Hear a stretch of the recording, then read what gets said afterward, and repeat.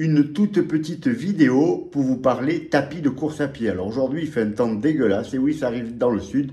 Donc je vais faire ma séance sur le tapis. Alors, qu'est-ce qu'il faut retenir d'une séance sur le tapis? Déjà, la pente du tapis, vous mettez 1% pour compenser le fait qu'il n'y ait pas de résistance à l'air. Moi, je vais jusqu'à 2 pour être tranquille. Ensuite, au niveau des séances, qu'est-ce qu'on peut faire sur le tapis? Bien entendu, tout ce qui est footing. Profitez d'avoir un tapis pour vous échauffer vraiment. Et moi, par exemple, je vais commencer à 8 km/h et augmenter toutes les minutes d'un demi-kilomètre-heure pour arriver à mon allure footing. Mais est-ce qu'on peut faire autre chose? Bien entendu, on peut faire des vraies grosses séances sur tapis, puisqu'en plus, on peut calibrer l'allure. Alors, est-ce qu'on peut tout faire? Moi, je dirais que tout ce qui est VMA courte, c'est pas vraiment pratique parce que le tapis met un temps pour accélérer ou ralentir.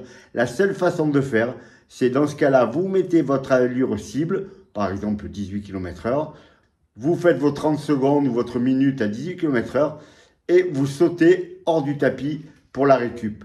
Parce que si vous baissez la vitesse du tapis et que vous l'augmentez à chaque fois, ça prend trop de temps, les durées de course ne sont pas vraiment bonnes.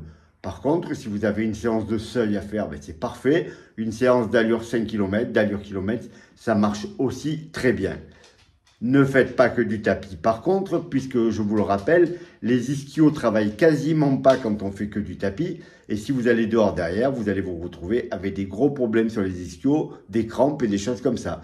Puisque votre pied, quand vous le posez, le tapis entraîne votre jambe vers l'arrière, ce qui est normalement le travail des ischios. Donc le tapis, c'est vraiment bien. J'ai fait une vidéo où j'expliquais que Zwift était gratuit pour les coureurs. Donc vous pouvez mettre l'application Zwift. Si vous avez un capteur que vous mettez sur la chaussure comme le capteur Stride, vous pouvez le connecter à Zwift et avoir effectivement votre coureur qui avance sur Zwift normalement. Sinon, il y a Zwift qui vend des petits capteurs pour 29 €, je crois, qui marchent très très bien. Et c'est vraiment sympa, c'est beaucoup plus ludique que de faire ça devant rien. Alors moi, j'ai les deux. C'est soit je peux courir sur Zwift, soit j'ai une télé au-dessus de mon tapis, comme vous pouvez voir. Et là, aujourd'hui, je vais me mettre une série et je vais faire d'une pierre deux coups.